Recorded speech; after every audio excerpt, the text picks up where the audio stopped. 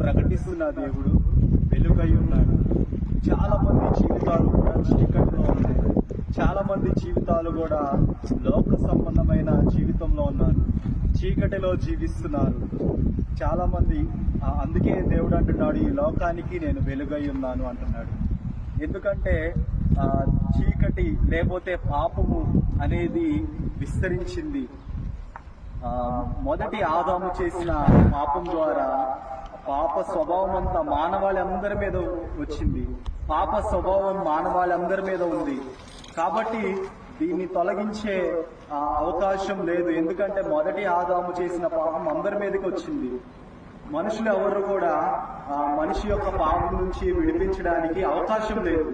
కాబట్టి పరిశుద్ధుడు మాత్రమే ఈ భూమి మీదకి వచ్చి యేసయ్య, ఆ పరిశుద్ధుడు ఎవరు అంటే యేసయ్య వచ్చి ఈ లోకానికి ఏం చేశాడు అంటే ఆయన మానవుల యొక్క పాపాలన్నింటినీ కూడా ఆయన మీద వేసుకున్నాడు. ఆయనలో పాపము ఏమాత్రం లేదు.